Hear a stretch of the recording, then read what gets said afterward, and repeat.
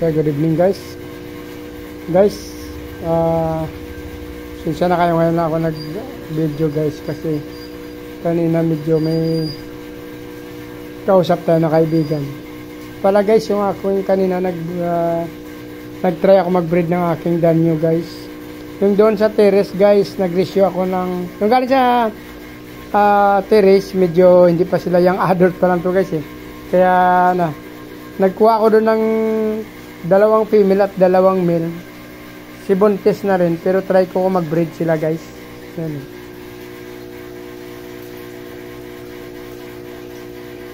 Same pa rin yung process natin, stock water, salt. Hindi na ako naglagay ng methylene blue guys, kasi methylene blue ko nakaraan.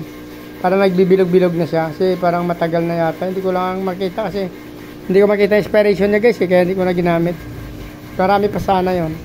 Pero try ko na walang methylene blue, salt, stock water, saka may breeding cage at breeding tub tayo dyan guys. So ratio dito guys sa young adult ko 2:2 guys, 2 male at 2 female dito guys. Kasi nakita ko yung aking lakaraan na kasi hindi ko pala guys sinabi sa inyo na yung 9 saka 10 ko nag-failed yun parehas guys sa danyo ko. So hanggang 8 pa lang ang successful ko kasi try na 10 ulit. Pero yung aking danyo na green, try ko siya ulit dyan guys. Tinagyan ko siya ng 2 male. Ayaw niya talaga mag-breed guys oh.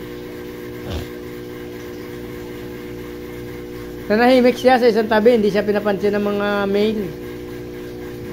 Kasi ang male dyan, yung orange saka yung isang yellow, ay green din yan pala ang isang male ko dyan. Yung adult yung green, pero yung orange ko medyo nakapag-produce na yan sa akin. Naka ilang breed na yan sinasama ko dati sa aking from 5 to 8 na isama ko na yan yung yellow dyan. Pero sa tingin ko guys, try natin bukas, pero parang 50% na lang ito na mag-successful kasi hindi gumagalaw yung ating female guys. Yan o. Yan yung neon green na yan, hindi siya inaano ng male eh. Pinapabayaan na siya nakatigil oh. Hindi ko alam guys kung may problema siya or may kasi malaki ng tiyan niya pero parang tamad siyang gumalaw.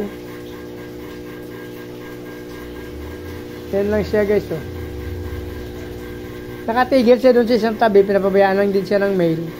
So dito guys kaya naghahabulan oh.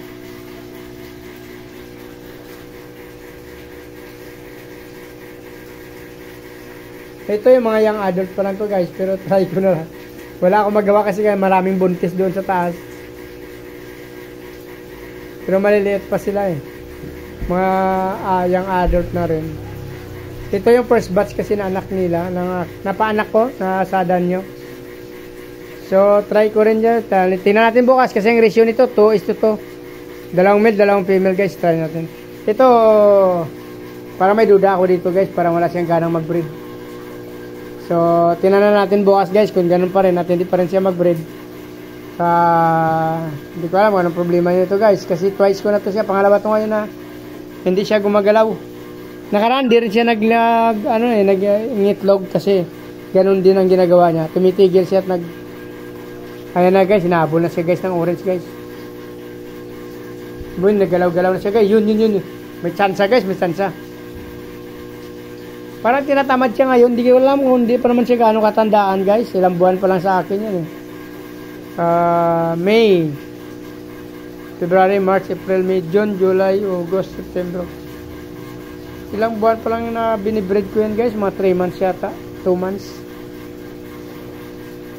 Ginagalaw-galaw sa ng yellow guys. So update ko na lang kayo bukas 8 AM ng umaga guys. Tingnan natin 8 or 9 bukas ng umaga. Since magbe-breed sila mga madaling araw naman 4 AM. So dito na lang muna guys. Please like, follow, subscribe, comment, suggestion, comment down below na lang guys. Maraming salamat sa mga followers at supporters ko. Mabuhay kayo hanggang gusto nyo. Magandang gabi. Bye bye.